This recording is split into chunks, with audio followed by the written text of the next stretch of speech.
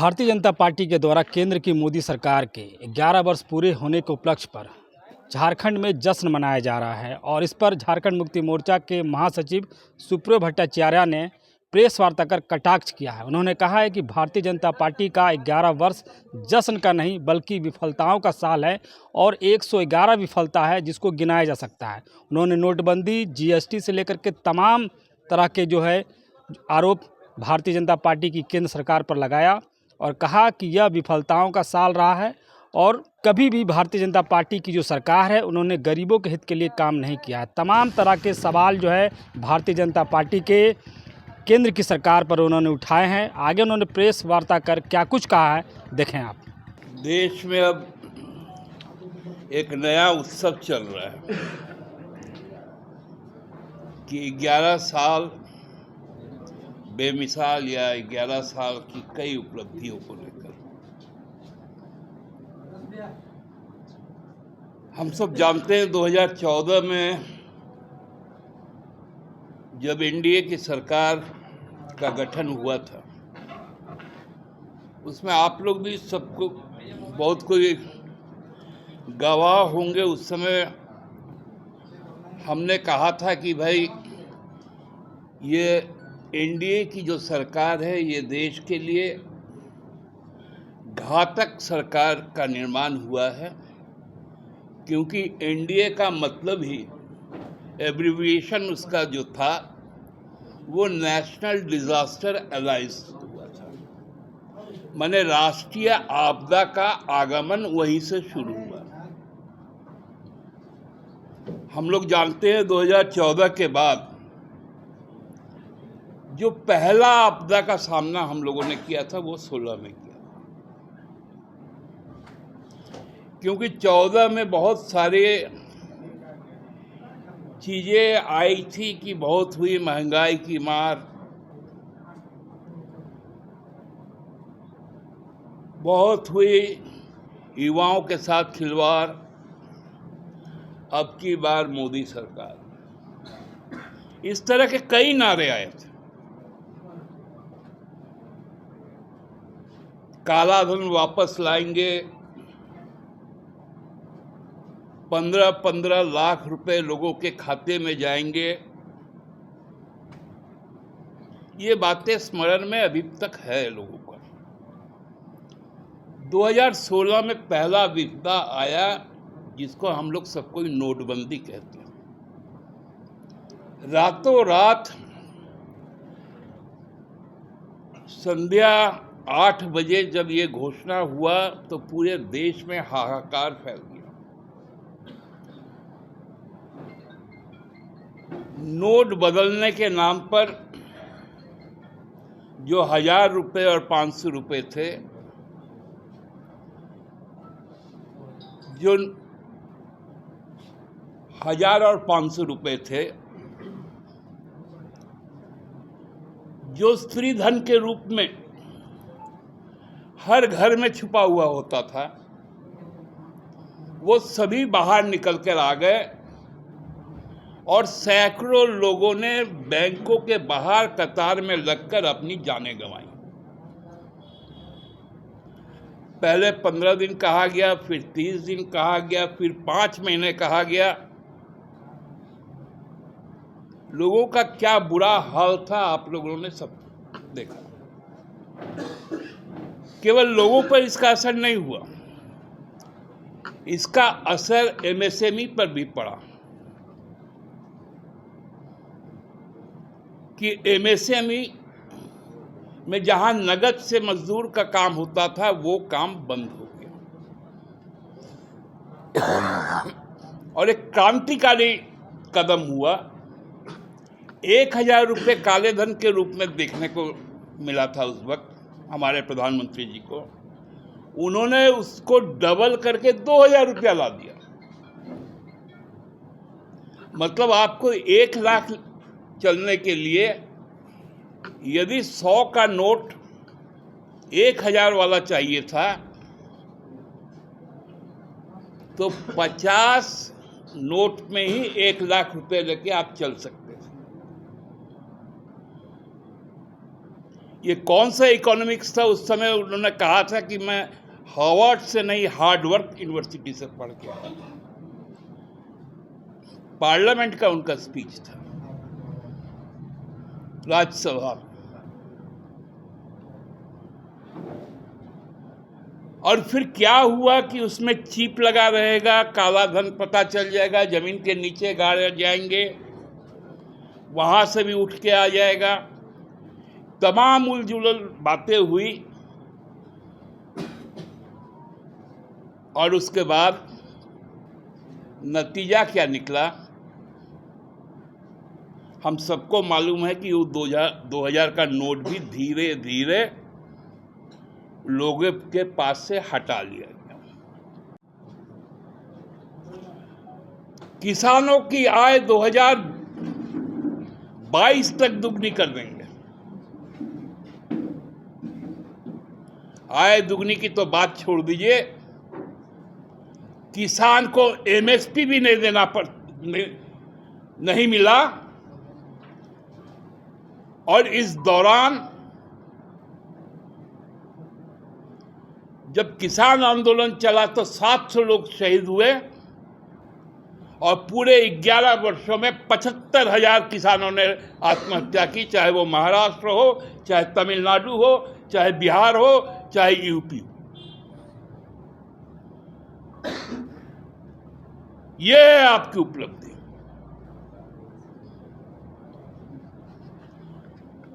मोदी जी ने कहा कि पहले लोग अपमानित महसूस करते थे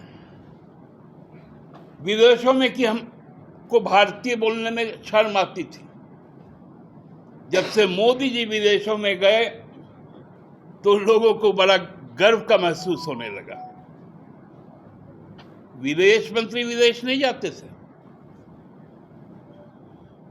सुषमा जी कभी विदेश नहीं गई,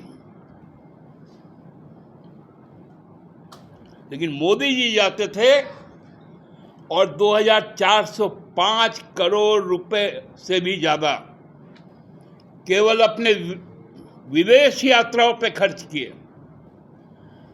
और जब अभी पहलगाम के बाद जब पूरे विदेश में हम लोगों ने कहा केवल एक देश इजराइल साथ में खड़ा हुआ, बाकी सभी देशों ने हमको छोड़ दिया।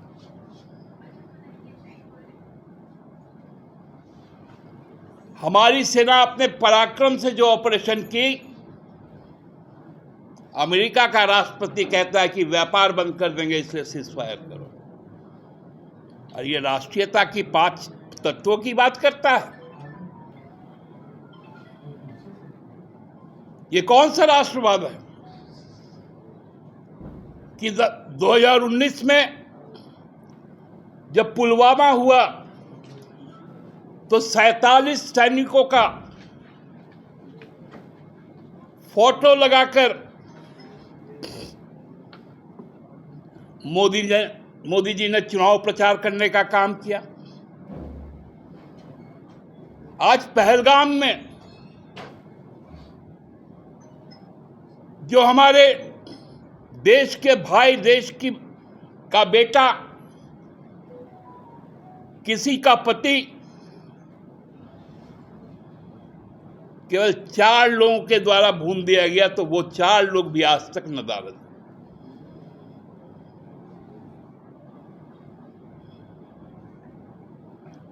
बोलने चलेंगे तो कई बातें आ जाएंगी। नमामि गंगे,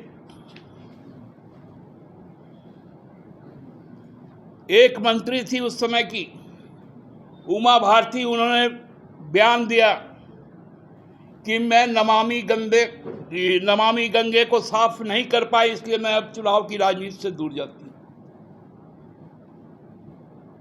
और मोदी जी कहते हैं मैं तो गंगा का बेटा,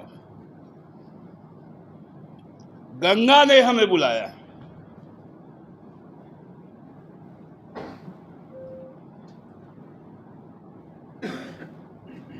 ये ऐसा घपला वाली सरकार है। आज हम सुन रहे थे कि कोरोना वैक्सीन में वसुधैव कुटुंबकम, के तौर पे हम लोग नजर आए, और वही वैक्सीन कंपनी ने कहा हमने तो फर्जी वैक्सीन बनाया था, और फर्जी वैक्सीन बनाने के लिए हमने इलेक्टोरल बॉन्ड के रूप में भाजपा को पैसे दिए थे। और जब फर्जी वैक्सीन बनने की खबर सामने आ रही थी तो वही अडार पूनावाला वसुधैव कुटुंबकम हो गया, मतलब देश छोड़ के फरार हो गया। ये है वसुधैव कुटुंबकम। नीरव मोदी है वसुधैव कुटुंबकम। मेहुल भाई चोकसी है वसुधैव कुटुंबकम।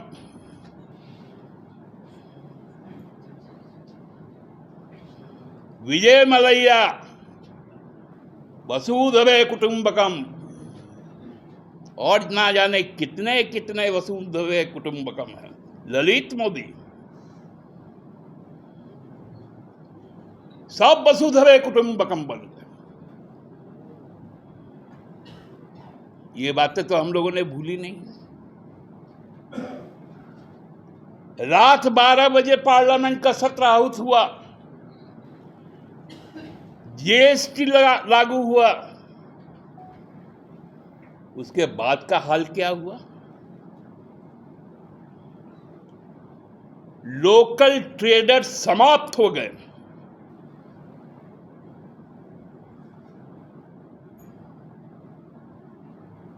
क्या लाभ मिला जीएसटी से? कि पैसा खुद लाओ और भीख मांगवाओ राज्यों से। लोगों के रोजगार छीन लिए गए। 5.5% जो 2014 का हमारा बेरोजगारी दर था, वो आज तक के इतिहास का सबसे बड़ा छलांग लगाकर 9.6% तक पहुंच गया। 2 करोड़ रोजगार प्रतिवर्ष देना था, और प्रति वर्ष 2 करोड़ लोगों को बेरोजगार बनाया गया। मैं तो कहता हूं कि इन 11 वर्षों में मोदी सरकार के 111 विफलताएं हैं जो देश को पीछे ले गया। 44,000 करोड़ रुपए का नेटवर्थ उस वक्त अदानी समूह का था, आज वो 5.86 ट्रिलियन डॉलर का नेटवर्थ हो गया, मतलब 217% का उनका वृद्धि हुआ। 28,000 रुपए का सोना 2014 का, आज 98,000 रुपए प्रति 10 ग्राम।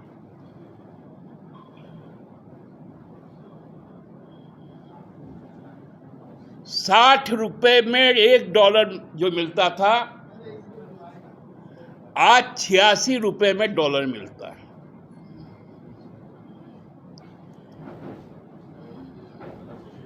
जहां खाद्य सुरक्षा के नाम पर 24 करोड़ लोगों को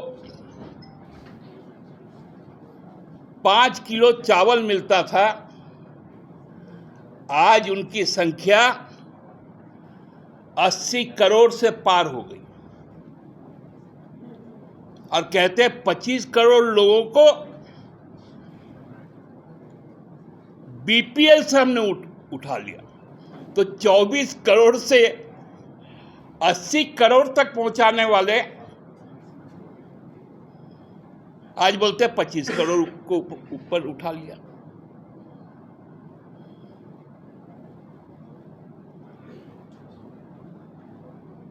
बड़ा जोर से इन 11 सालों में कहा गया कि राम मंदिर बनाएंगे, राम मंदिर बनाएंगे। रामलला को उंगली पकड़ के लेके जब जा रहे थे मोदी जी, तब मालूम चला कि यह मंदिर का निर्माण सुप्रीम कोर्ट के आदेश पर हो रहा। और रामलला जहां विराजमान थे वहां से 12 किलोमीटर दूर मंदिर बना। ये 11 साल का उपलब्धि। बोले 370 हटा दिया हमने, अब कोई भी जमीन वहां पर जाके ले सकता है। मोदी जी के पैरवीकारों, थोड़ा बताइए कितने पंडित परिवार वापस आप भेज पाए? एक भी नहीं।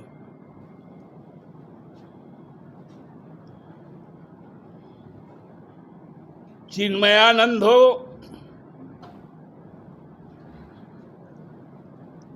या वो राम रहीम हो, आसाराम बापू हो,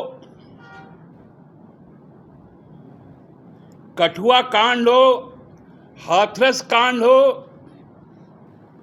महिलाओं के आबरू को आपने समाप्त करने का काम आपके पार्टी के लोगों ने किया।